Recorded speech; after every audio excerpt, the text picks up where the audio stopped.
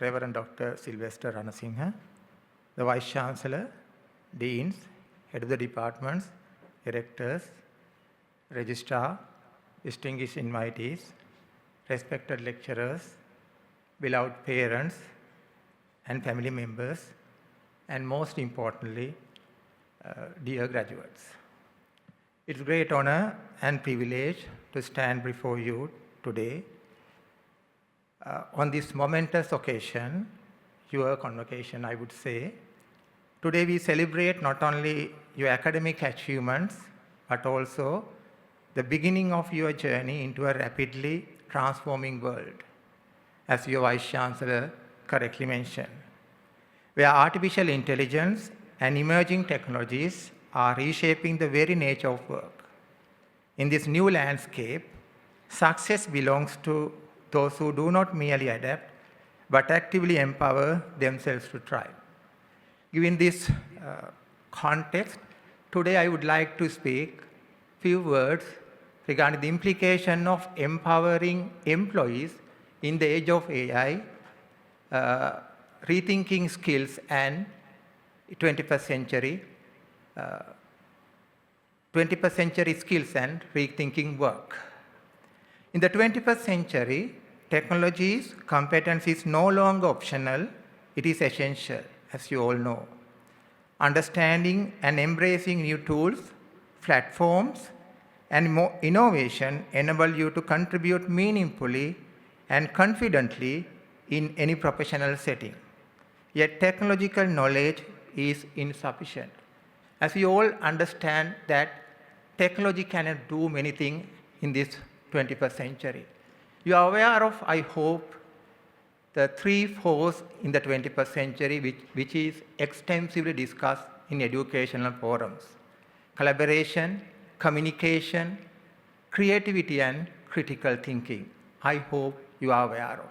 In my speech, I would expose you to many diverse areas and also many new words, technical words. I may not have adequate time to explain all these things in detail, but you can Google and see the implication of these words and try to instill these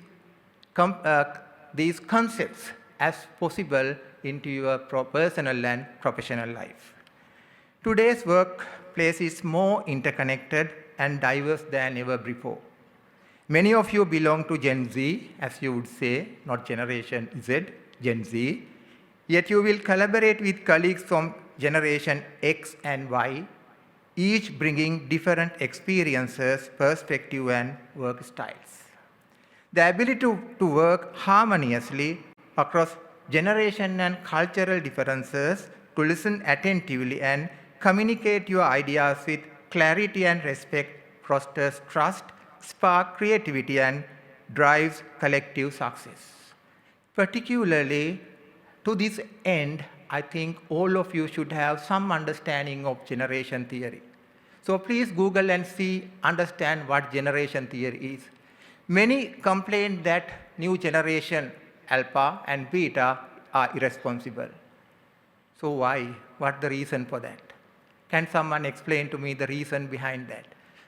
In order to understand the characteristics of different generations, their perception, please do understand first what generation theory is.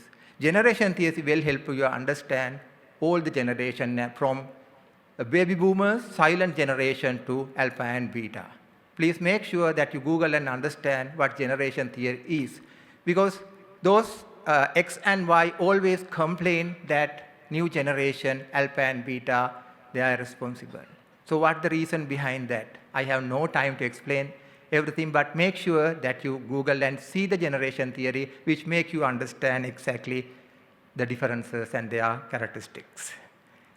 And also, in this context, creativity becomes an even more valuable asset.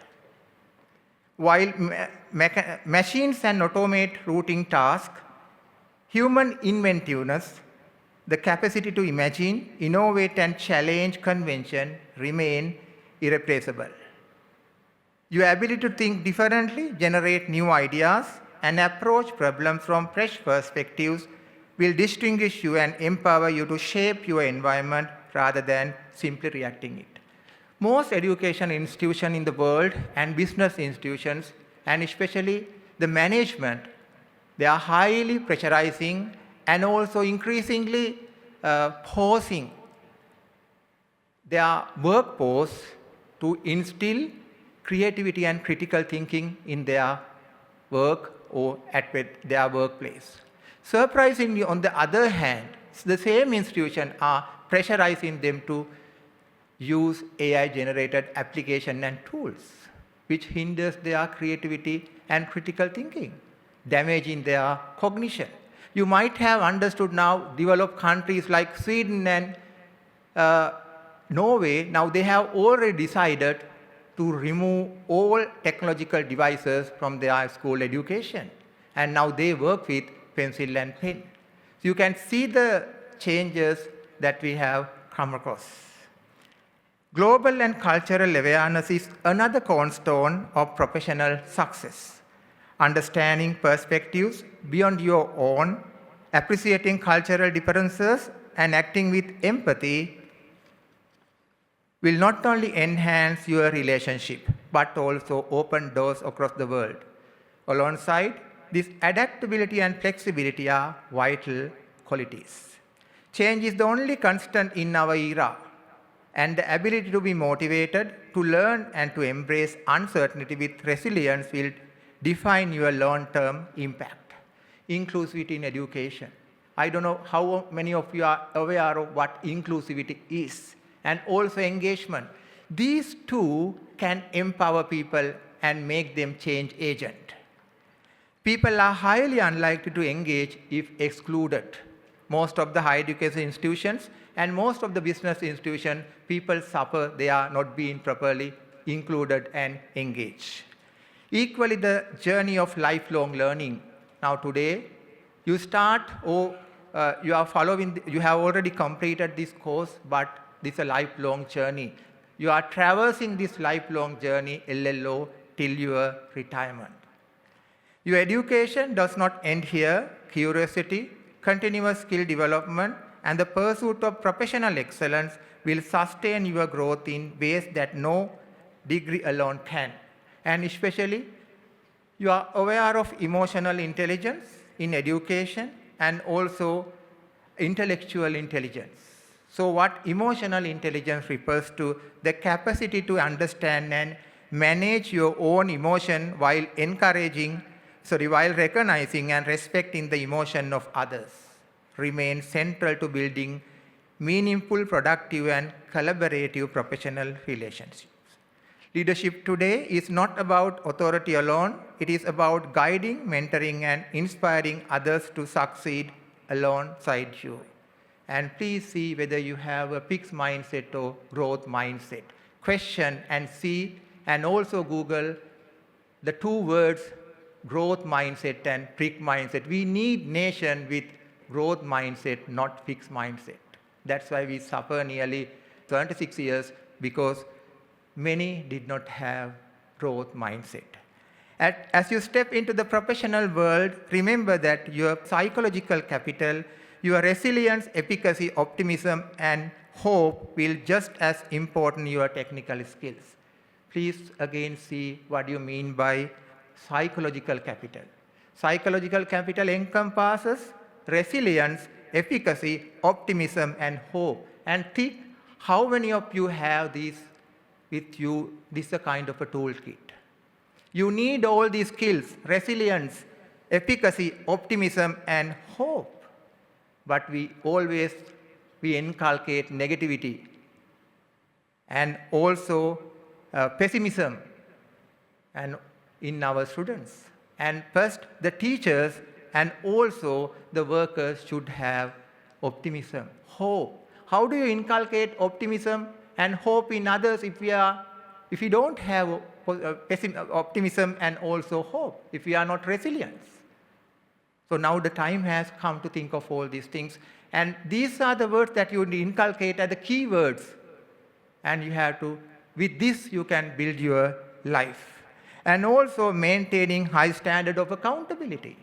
I don't see that accountability At private institutions, we see accountability, but many higher education institutions, I would say, at government institutions, are we accountable for the service? Are we accountable for the salary that we receive? And also personal grooming and adhere to ethical codes. You might have seen last few years, last few weeks, how many incidents reported on Facebook with regard to unethical behavior, sometimes academics at universities. So ethical conduct will shape the trust and respect you earn, reflecting your strengths, weakness, and opportunities. Please see what your strengths are, your opportunities are, your weaknesses and threats. Have you ever identified your weaknesses, threats, opportunities?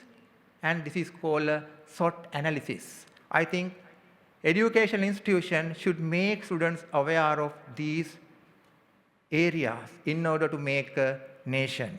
Dear graduates, the road ahead will be filled with both opportunities and challenges. There will be moments of uncertainty, pressure, and even failure. Yet, with wisdom and curiosity, compassion, and a deep sense of purpose, you can transform every challenge into growth, every opportunity into meaningful impact, every professional role into platform for contribution. Congratulations to each of you on reaching this remarkable milestone. May your journey ahead be guided by insight, enriched by learning, and inspired by desire to make a difference. May you thrive not just as employees, but as empowered individuals capable of shaping the future of work and society itself. Finally, before winding up, I should be thankful to Aquinas, the Vice Chancellor, Dr. Sylvester Ranasinghe, the Vice Chancellor and Head of the Department, English, for the generous invitation for making this speech. Thank you very much.